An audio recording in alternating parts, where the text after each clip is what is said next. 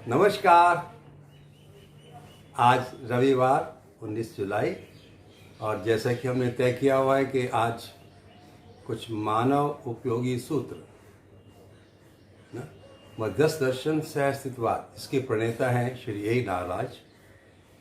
ए नागराज और उनके जो सूत्र हैं वो कितने मानव उपयोगी हैं इसको थोड़ा देखा जाए, इसका परिशीलन किया जाए, इसको जांच के देखा जाए वाकई ये बात सही है कि नहीं। और आज के 3 सूत्र मैं पढ़ता हूँ, आप इसे थोड़ा सा ध्यान देखिएगा।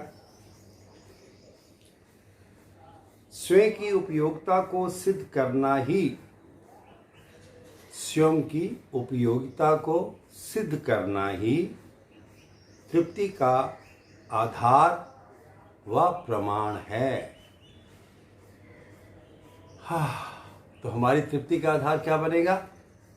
अपनी उपयोगिता को सिद्ध करना, यही प्रमाण है। तो मैं कितना उपयोगी हूं। जैसे एक डॉक्टर पढ़ाई लिखाई करके MBBS करके MD करके वो प्रैक्टिस करता है और बताता है कि मैंने कुछ समझा है, पढ़ा है, लिखा है, सीखा है और मैं रोगों का उपचार करने में सक्षम हूँ और करके दिखाता है। तो ये प्रमाण है। उसको खाली पता है इतना काफ़ी नहीं है, उसको प्रमाण देना होगा कि अमुक तकलीफ, अमुक बीमारी को इस प्रकार से ठीक किया जा सकता है। तो ये उस डॉक्टर की उपयोगिता बनी। तो हम अपने जीवन में एज ए मानव के रूप में कितने उपयोगी हैं, किसके लिए उपयोगी हैं, तो ये देखना बनता है। जितना मैं मानव के रूप में मानव के लिए और प्रकृति के लिए जितना ज़्यादा उपयोगी होता जाता हूँ, वही मेरी तृप्ति का आधार बनता है और यही मेरी तृप्ति का प्रमाण है। तो कितनी सुंदर बात हो गई। हम as a engineer, as a doctor, as a businessman अपने आप को प्रमाणित करते हैं, सिद्ध करते हैं कि देखो मैंने कमा के दिखा दिया। लेकिन ये जो मानव के रूप में जो कमाई है वो कब होगी, वो कैसे होगी? वो मानव को मानव के रूप में पहचान करने और जीने से होगी। तो कितना सुंदर हुआ। हर मानव अपने काम के साथ साथ जो उसको अपनी जीवनचर्या को, अपने परिवार को चलाने के लिए जो करना है वो करे, लेकिन उसके बावजूद वो एक अच्छा इंसान बन सके, इंसानियत उसमें नज़र आए। वो इंसान भी इंसान क्या जिसमें ना हो इंसानियत।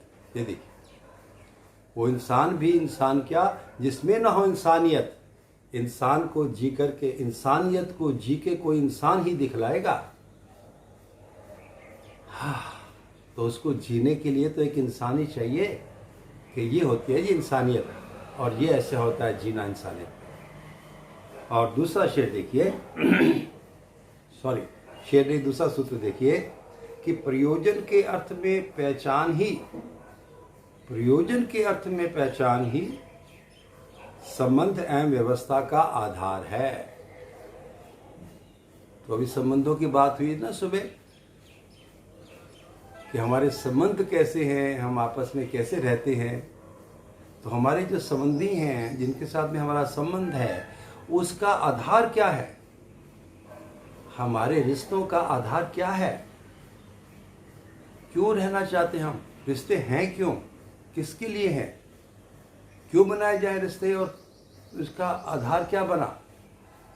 तो रिश्तों का आधार क्या है कि मैं खुश रहना चाहता हूँ और मैं खुशी खुशी एक और साथी को साथ लाता हूँ, शादी कर लेता हूँ तो मैं खुशी को बढ़ाना चाहता हूँ और जो साथी आ रहा है वो भी खुश रहना चाहता है और वो भी खुशी को बढ़ाना चाहता है, वो भी इसीलिए साथ आता है।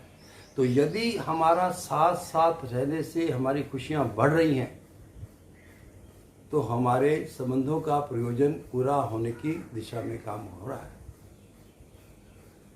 और यदि हमारी खुशियाँ आगे आगे पोस्टपोन हो रही हैं, हमें संबंधों का प्रयोजन समझ में नहीं आया है, हम खुश नहीं हो पा रहे, हम कहीं न कहीं संबंधों से पीड़ित हैं, शिकवे शिकायत से पीड़ित हैं, है ना, अपनेपन के ठंडेपन से पीड़ित हैं, अपनापन महसूस नहीं होता, नो। तो इसलिए किस प्रयोजन के लिए ये संबंध हैं और व्यवस्था क्या है, उसका प्रयोजन क्या है। संबंध मेरे लिए, मेरे साथ में, मेरे मित्रों को, मेरे भाइयों को, मेरे माँ बाप को, उसके साथ में संबंध कि हम उसमें खूब खुश रह सकें। और व्यवस्था क्या है, सभी खुश रह सकें सभी खुश रह सकें, ये व्यवस्था। तो इसी के लिए संबंध है, इसीलिए कि हम इकट्ठे हुए हैं, इसलिए परिवार बना है कि हम पहले खुद खुशी से रह सकें और दूसरे परिवार वाले भी खुशी रह सकें। ऐसा हम उनके लिए कुछ यदि कर सकते हैं तो करें। कुछ प्रेरणा हो सकती है, कुछ व्यवस्था हो सकती है, कुछ हमारा उनके लिए कुछ फैसिलिटेशन हो सकती है तो किया जाए। नहीं तो आप तो खुश रहा जाए कम से कम। ये देखिए, दूसरा देखिए, मानव जाति जितनी विघटित होती जाएगी, ये देखिए क्या कमाल का सूत्र है। मानव जाति जितनी विघटित होती जाएगी, विघटित का मतलब कटना, फटना, टूटना, अलग अलग होना, वो भले उसका आधार कुछ भी क्यों ना हो, भले उसका आधार जाति हो, उसका आधार धर्म हो, उसका आधार संप्रदाय हो, उसका आधार पैसा हो, उसका आधार पढ़ाई लिखाई हो, उसका आधार कुछ भी क्यों ना हो, मानव जाति जितनी विघटित होती जाएगी, समस्याएं उतनी ही बढ़ती जाएंगी।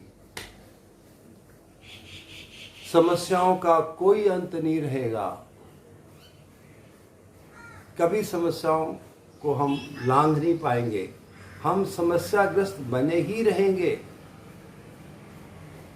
कैसा रहा?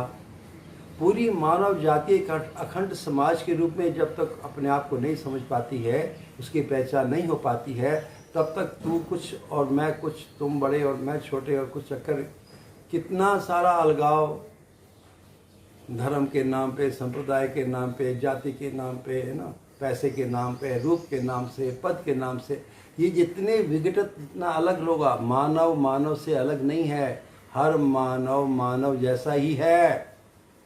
हम भले कुछ भी क्यों ना हो, हम मंत्री हो, संतरी हो, डजंट मैटर, हम पढ़े लिखे हो, अनपढ़ हो, कुछ फर्क नहीं पड़ता। पॉइंट क्या है कि एक मानव जैसा है, वो मानव के रूप में स्वीकार तो हो, मानव को स्वीकार होगा। ध्यान दीजिए, मानव ही मानव को स्वीकार कर पाएगा। और मानव यदि ईगो में है, मानव अहंकार में है, मानव अज्ञान में है, तो दूसरे मानव को स्वीकार करेगा। तो इसीलिए वो अलग होना चाहता है, इसीलिए अलग रहता है। तो जितना हम अलग थलग पड़ते जाएंगे, किसी भी कारण से, ध्यान दीजिएगा, किसी भी कारण से जितना हम अलग थलग होते जाएंगे, उतनी समस्याएं बढ़ती ही जाएंगी। तो ये तीनों सूत्र मानव मात्र के लिए उपयोगी हैं या नहीं, इसका जांचना तो आपको करना पड़ेगा। मैंने जांचा, मैंने समझा, मुझे बड़ी तृप्ति लगी, मुझे बहुत अच्छा लगा। यस, इस पर काम हो सकता है, हम काम कर सकते हैं। तो खूब सारी शुभकामनाएं। इस पर थोड़ा सा जांच करके, विचार करके देखिएगा, बताइएगा आपको कैसा लगा। शुक्रिया, मेहरबानी, धन्यवाद।